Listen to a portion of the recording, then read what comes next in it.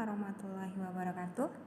Alhamdulillah, pada kesempatan siang hari ini kita akan belajar tentang konsep dasar asuhan dokumentasi untuk kehamilan.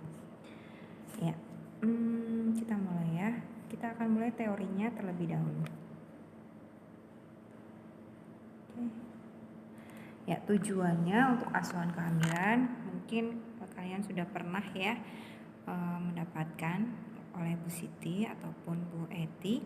Yang pertama, untuk memfasilitasi hasil yang sehat dan positif bagi ibu dan bayinya dengan cara membina hubungan saling percaya dengan ibu, kemudian mendeteksi komplikasi, mempersiapkan kelahiran, dan memberikan pendidikan kesehatan yang sesuai. Tujuan lainnya yang pertama adalah memantau kemajuan kehamilan, memastikan kesehatan ibu dan tumbuh kembang bayi.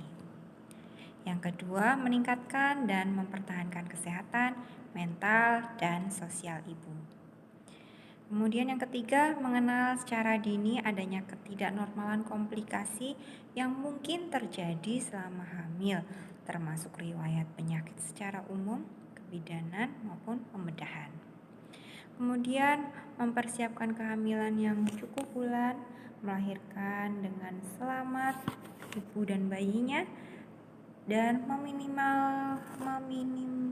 meminimalisir gitu ya kemungkinan terjadinya trauma pada ibu dan bayi. Kemudian yang kelima, mempersiapkan ibu agar masa nifasnya berjalan dengan normal dan melakukan pemberian ASI eksklusif. Kemudian yang keenam, mempersiapkan peran ibu dan keluarga dalam menerima kelahiran bayi agar dapat tumbuh kembang secara optimal. Oke, fokus asuhan kehamilannya itu trimester pertama sebelum minggu ke-14. Yang pertama, membina hubungan saling percaya antara bidan dan ibu, kemudian mendeteksi masalah yang dapat diobati sebelum bersifat mengancam jiwa, baik untuk ibu maupun bayinya. Kemudian mencegah masalah seperti tetanus neonatorium, anemia zat besi, penggunaan praktek tradisional yang merugikan. Kemudian yang keempat, memulai persiapan persalinan dan kesiapan menghadapi komplikasi. Kemudian yang kelima, mendorong perilaku sehat. Ya, dilanjutkan. Ini kita akan belajar tentang teorinya terlebih dahulu. Tapi kemudian nanti kita akan masuk ke dokumentasinya. Oke, trimester 2 itu sebelum minggu ke-28 sampai perlu adanya kewaspadaan khusus terhadap perilaku ibu ya kepada ibu dan janinnya. Trimester 3 usia 28 sampai 36 minggu tetap dilakukan palpasi abdomen untuk mendeteksi apakah ada kehamilan ganda. Kemudian trimester ketiga itu melakukan pemeriksaan 2 kali, yaitu yang kedua adalah lebih dari usia 36 minggu untuk mendeteksi kelainan letak dan kondisi lain yang memerlukan kelahiran di rumah sakit. Ya, kebijakan program yang ada, kunjungan ANC sebaiknya dilakukan paling sedikit 4 kali selama kehamilan. 1 kali pada trimester 1, 1 kali pada trimester 2, dan 2 kali pada trimester 3. Pemeriksaan pertama dilakukan segera setelah diketahui terlambat haid.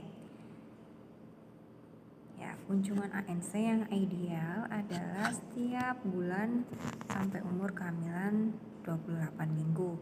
Kemudian setiap 2 minggu sampai umur kehamilan 32 minggu. Kemudian setiap 1 minggu sejak umur hamil 32 minggu sampai terjadi persalinan.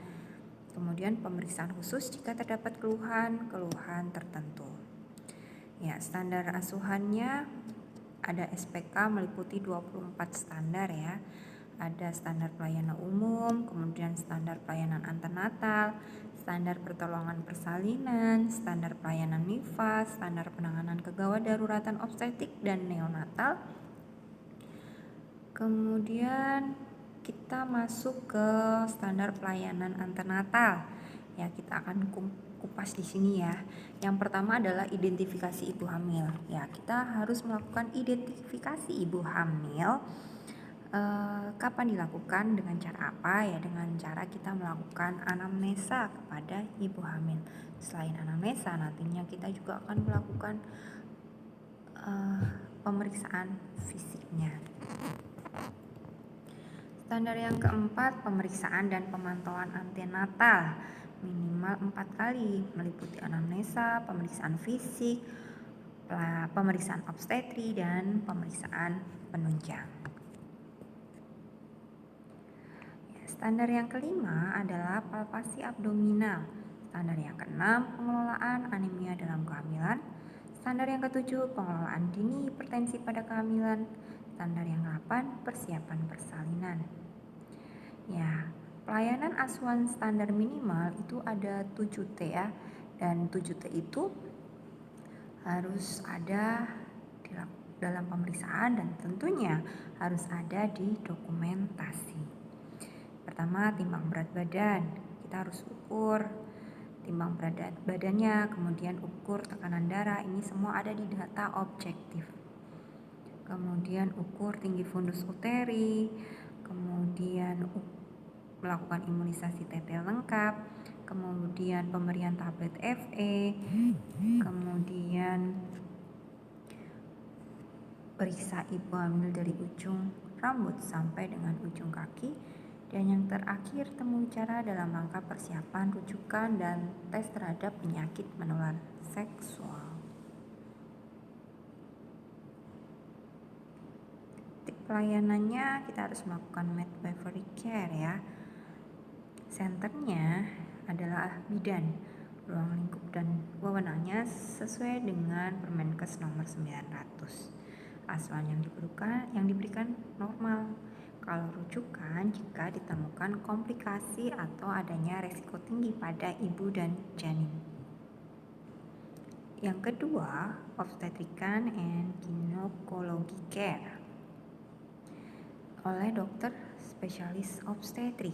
Lingkupnya bisa fisiologi dan patologi rujukan terhadap tingkat yang lebih tinggi. Kalau yang normal hanya perlu midwifery care dan hanya pada bidan saja.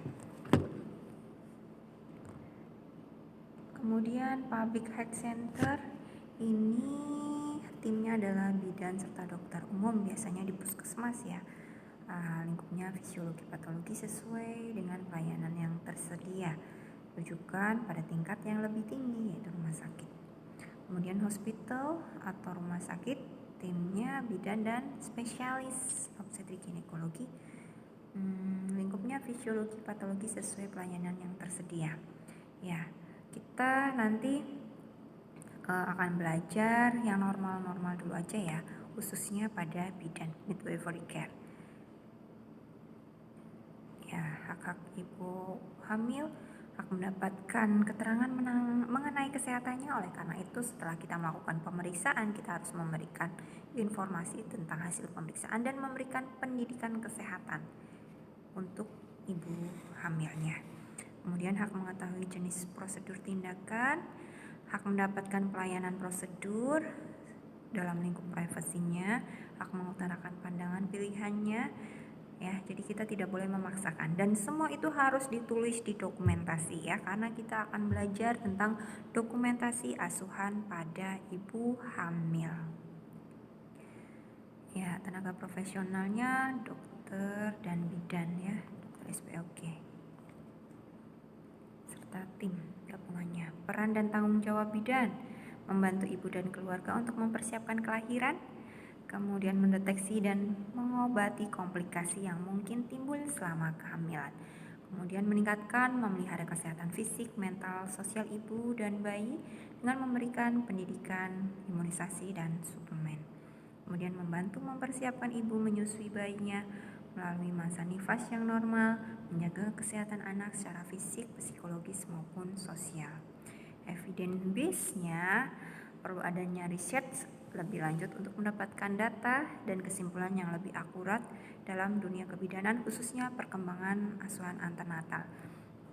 Ya, ini adalah materinya mengenal tentang asuhan yang diberikan oleh bidan atau midwifery care-nya.